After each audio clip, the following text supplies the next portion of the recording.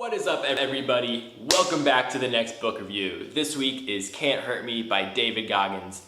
Super excited to talk about this book with you because just like Sell It Like Sirhan, this book was amazing. Actually impacted me. I'm giving this book a 10 out of 10. I listened to the Audible version and I highly recommend you do too because there's additional commentary that almost makes it like a podcast.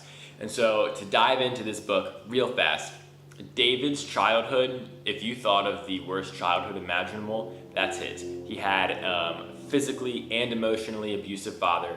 He was forced to work at the family-scape place at the age of like 6 years old, where they would have dinner there, they'd sleep there some nights, and David was so traumatized by what he had to go through physically and emotionally. I'm not going to get into it because I really want you guys to read this, but he developed some learning disabilities, a stutter, and it impacted him all the way through schooling and even all the way through his military training. And it gets to a point where him and his mom leave. Mom finds a new guy.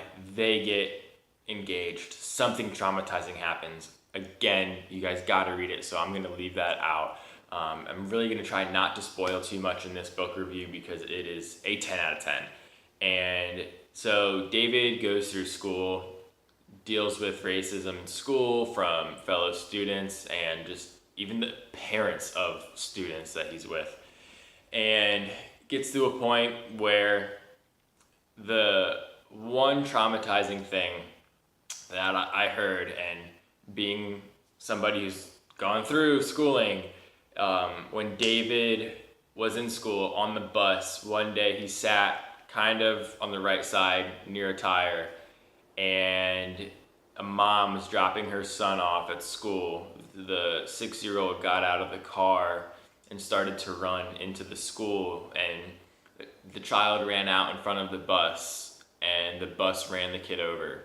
And David gets into a lot of the details of what that was like to be in that moment, and he talks about in the book of how it impacted him then and how it came back and impacted him later in his life. So that is something awful that I could not imagine having to witness. And so David's school, he never excels in school. He talks about how he cheated his way through, and that really hurt him in the long run. And eventually he does what he needs to do to get into the Air Force. He goes into the Air Force. Then he decides along the way at a point that he wants to get into SEAL training after he saw something on TV where it clicked in his mind that that's what he wanted to do. And at the time, David was like 290 pounds, and there's a weight limit if you want to be in the Navy and be a SEAL. And he went to the reservist office, and they said, look, man, you got 106 pounds to lose in 3 months. And he had to do that to just qualify for SEAL school. And the guy did it. 106 pounds in 3 months. That's over 3 pounds a day. That is insane. He talks about his daily routine of working out, doing thousands of reps, studying for the qualification test to even get in, failing it once, having to take part of it again. And his stories in SEAL school are insane. Having him to go through Hell Week 3 times, having a fractured patella, which is your kneecap, and having to train through that, and having that get you out of SEAL school where you could go do it another time. And he becomes such an incredible leader to his group. He has a strategy called Taking Souls, where one time they were out in the water and they were throwing their boat up and down and saying that they couldn't hurt them. They couldn't hurt that boat squad. And David then takes that SEAL training, again, going through Bud's Hell Week 3 times. He graduates. He gets into ultra marathons. He does the Las Vegas marathon on a completely destroyed body. He talks about how he was training with his heart rate at 170 for 2 hours. He got his resting heart rate down into the 30s. If you're a typical human being, like, you're gonna be probably 70s, you might get into the 60s. If you're a really high level athlete, 50s, you might get into the 40s if you're a professional. And then those guys in the Tour de France, those are the type of guys that you're gonna see in the 30s. And then it's like he just adds another layer of something that makes it amazing. Was he found out he had a hole in his heart, which it's not insanely rare, but typically it'll naturally heal in childhood. And for David, it never did. He had to go through 2 heart surgeries to get that fixed. And not only did the guy go to SEAL school, he went to Army Ranger school. He went to Delta Force training. And he tells about all the stories of the battle that he went through. And this guy didn't like just go to SEAL school, Ranger school, and Delta Force training. He took it to the next level and leading everything, being the best at every single training and evaluation he possibly could.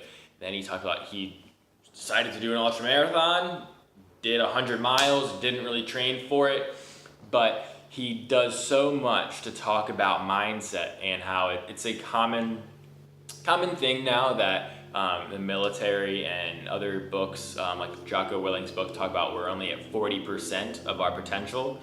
And it's really about pushing past that to unleash that other 60%.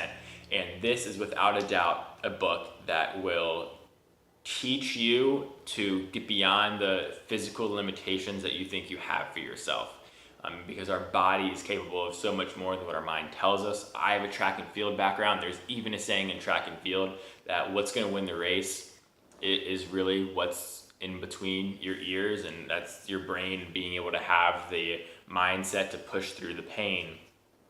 And so I'm going to end this here. I don't want to get this too long. I don't want to get into too much of the details, but literally the day I finished this book, a friend and I, we decided to go do Murph, which typically you're going to do it with a weighted vest. We just did it with body weight to start out, and it's a mile run, 100 pull-ups, 200 push-ups, 300 body squats, and another mile run. And that's named after a former military officer. And it's an insane workout that they host challenges all around to do it. And we pushed ourselves through that, and I am so sore that I've literally woken up the past 2 mornings because my body just can't get comfortable sleeping. But it's amazing to actually read a book that blew my mind of the story this guy went through and how he is still kicking ass in everything he does. He owns the pull-up world record in 24 hours, which, by the way, is 4,030, which if you think about 4,000 pull-ups is absurd. So that is the end of this book review. 10 out of 10. Cannot recommend this book more. I just watched a podcast that he does. He has his own podcast.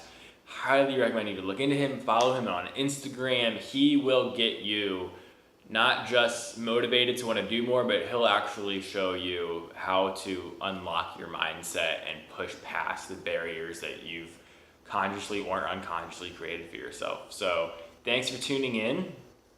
Next week is going to be Extreme Ownership by Jocko Willink. He is another Navy SEAL, and this book is about leadership and leading teams, and I'm really excited. I'm about an hour and a half into it, so about a quarter of the way there. So thanks guys, and I'll see you soon.